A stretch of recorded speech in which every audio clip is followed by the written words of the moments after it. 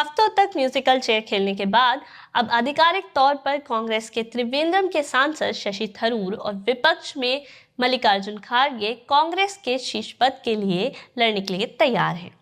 कांग्रेस के दोनों वरिष्ठ नेताओं ने अपना नामांकन दाखिल किया क्योंकि उम्मीदवारी का प्रस्ताव 30 से अधिक पार्टी नेताओं ने किया था, जिसमें अशोक गहलोत भी शामिल थे।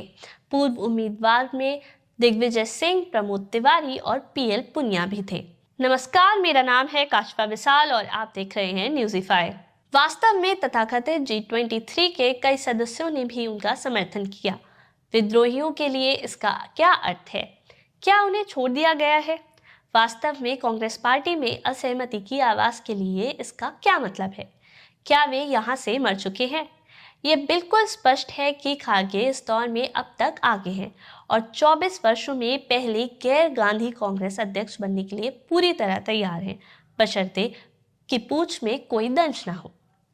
फिर भी याद रखें कि दोनों नेता दक्षिण भारत से ताल्लुक रखते हैं, जिनका हिंदी पट्टी में आमने सामने बनाम भाजपा से कोई संबंध नहीं है। 2014 और 2019 के लोकसभा चुनाव में कांग्रेस को 90 सीटों का नुकसान हुआ था। इस हिंदी कार्यक्रम में उन्हें सबसे ज्यादा प्रोत्साहन की जरूरत थी, लेकिन दोनों चेहरे उस आवश्यकता से कम पड़ जाएंगे। हालांकि आज सबसे बड़ा सवाल ये है कि कांग्रेस ये दिखाने में कामयाब रही है कि ये वास्तव में उसके नेतृत्व को खोलने की एक वास्तविक कवायद थी।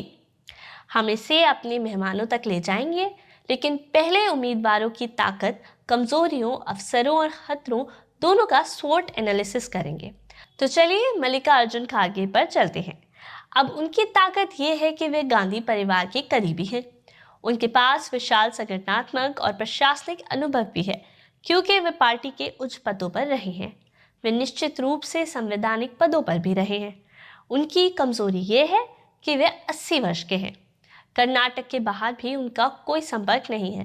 वास्तव में कर्नाटक में भी मौजूदा प्रभाव है। बाद में देखते हैं कि क्या उनका प्रभाव पड़ता है।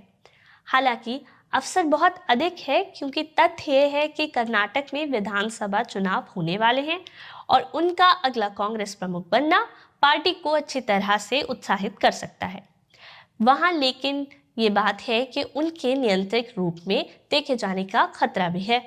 वे मूल रूप से गांधी उम्मीदवार हैं, जिनके पास संभवतः अधिक लेग रूम या छूट नहीं है। कांग्रेस अध्यक्ष को कुछ अलोकप्रिय विकल्प भी चुनने की जरूरत है। आइए शशि थरूर के स्वॉट एनालिसिस को देखते हैं।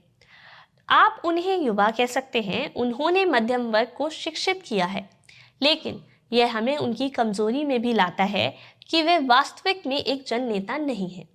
उनके पास संगठनात्मक अनुभव का भी अभाव है।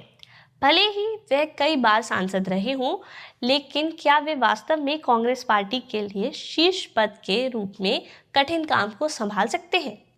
हालांकि उनके पास क्या मौका है। अगर शशि को अगला कांग्रेस जन अध्यक्ष बनाया जाता है, तो कांग्रेस पार्टी के लिए एक नई शुरुआत के रूप में अच्छी तरह से और सही मायने में उनको देखा जा सकता है, क्योंकि वे असंगत शोर कर रहे हैं कि कांग्रेस जिस तरह से चल रही है वे उससे खुश नहीं है।